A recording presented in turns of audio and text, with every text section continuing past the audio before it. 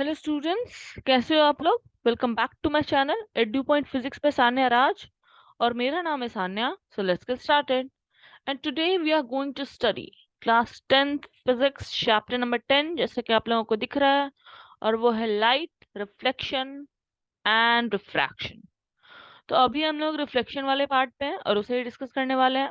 तो आज का जो टॉपिक है वह हमारा पहला लॉज ऑफ रिफ्लेक्शन डिस्कस करेंगे, और दूसरा हम रिफ्लेक्शन बाय स्फेरिकल मिरर्स को डिस्कस करेंगे। तो चलिए बिना देर के हुए इस वीडियो की शुरुआत करते हैं और आगे बढ़ते हैं। तो नेक्स्ट स्लाइड ये सभी आपके सामने। तो पहला है लॉज ऑफ रिफ्लेक्शन। क्या आप रिकॉल कर सकते हो लॉज ऑफ रिफ्लेक्शन? हमने पिछले क्लास में ही पढ़ा है लॉज ऑफ रिफ्लेक्शन क्या होता है। यस, पहला लॉ होता है कि तीन तरह की चीजें तो पहले होती है, मैंने पिछले वीडियो में बताया। प्लेन मिरर में या किसी भी मिरर में अगर कोई लाइट आ रही है उसे इंसिडेंट रे कहते हैं, रिफ्लेक्ट हो रही है उसे रिफ्लेक्टेड रे कहते हैं, और नॉर्मल उसे कहते हैं जो परपेंडिकुलर होता है उस मिरर के। तो यही तीनों रे जब सेम प्लेन में आए, ये कंपलसरी है। मतलब अगर वो एक रिफ्लेक्टिंग सरफेस से रिफ्लेक्ट कर रहा है तो हमेशा ये तीनों रे जो हैं सेम प्लेन में लाई करेंगे। इसका मतलब है incident ray, reflected ray and the normal at the point of incidence all lie in the same place. उसके बाद बात आती है एंगल। मैंने एंगल ऑफ रिफ्लेक्शन और एंगल ऑफ इंसिडेंस भी बता रखा है। तो हमेशा इक्वल होंगी, और पिछले क्लास में मैंने क्वेश्चन भी दिया था। मैंने उम्मीद है कि आप सभी ने सॉल्व किया होगा और कमेंट सेक्शन में आंसर भी किया होगा। मैं आज वो चेक करने वाली हूँ और मैं आज आंसर भी डिस्क्लोज करने वाली हूँ। So stay tuned. तो ये दोनों लॉज जो हैं वो एप्लीकेबल है हर टाइप ऑफ रिफ्लेक्टिंग सर्फेसिस के लिए, इंक्लूडिंग स्फेरिकल सर्फेसिस। अब स्फेरिकल सर्फेसिस क्या होते हैं उससे जानने से पहले हम जान लें एक प्लेन मिरर के इमेज का कैरेक्टरिस्टिक क्या क्या होता है। पहले तो जब आप मिरर में देखते हो तो क्या दिखता है? असली इमेज, रियल नहीं। वो एक्चुअल में वर्चुअल इमेज होता है। वर्चुअल इमेज का फिजिक्स में मतलब होता है कि वो हम स्क्रीन पे ऑब्टेन नहीं कर सकते। वो हम सिर्फ मिरर पे देख सकते हैं, स्क्रीन पे ऑब्टेन नहीं कर सकते। So it is always virtual and direct.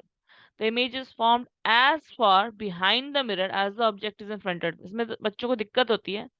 इसका मतलब क्या होता है? बहुत ही सिंपल मतलब है।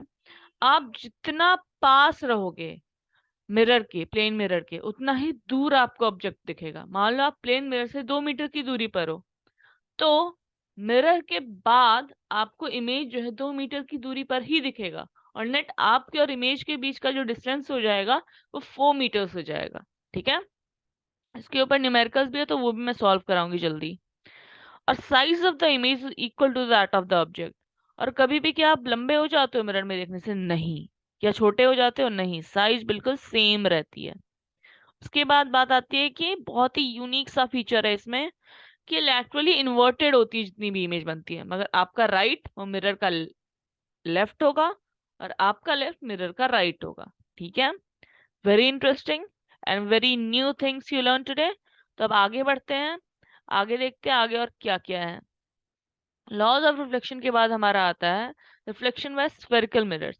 रिफ्लेक्शन स्फेरिकल मिरर से जानने से पहले हम जानेंगे कि स्फेरिकल मिरर होते कितने तरह के। एक्चुअली वो दो टाइप्स के होते हैं, एक कनकेव और दूसरा कन्वेक्स। ठीक है, कनकेव मिरर हम इसे कहते हैं जिसका रिफ्लेक्टिंग सरफेस या रिफ्लेक्टिंग पार्ट जो है वो इनवर्ट कर्व्स होता है। ठीक है, रिफ्लेक्टिंग सरफेस इनवर्ट कर्व होता है।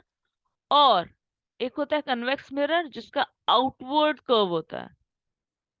ठीक है, और ये सेंटर ऑफ कर्वेचर के टुवर्ड्स इसका होता है रिफ्लेक्टिव सरफेस, और इसका अवे होता है सेंटर ऑफ कर्वेचर से।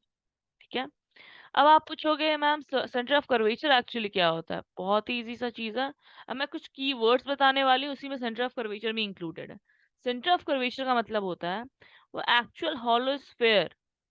ये जो सर्कल सर्फेसेस होते हैं स्फेरिकल में, वो एक्चुअली एक हॉलो ग्लास स्फेयर से लिए जाते हैं। तो उसका जो सेंटर होता है उस एक्चुअल स्फेयर का, उसे हम कहते हैं सेंटर ऑफ कर्वेचर। पोल कौन सा पॉइंट होता है? पोल हम कहते हैं स्फेरिकल मिरर का वो पार्ट जो उसके सेंटर पर हो। ठीक है, उसे हम कहते हैं पोल। उसके सेंटर पर मिरर के पार्ट का सेंटर। रेडियस ऑफ कर्वेचर इस यही सेंटर ऑफ कर्वेचर से हमारे पॉइंट से जो पोल तक जाता है उसे हम कहते हैं रेडियस ऑफ कर्वेचर। ठीक है, या रेडियस कह सकते हो उस हॉलो स्फेयर का। उसके बाद बात आती है प्रिंसिपल एक्सिस की। प्रिंसिपल एक्सिस क्या होता है?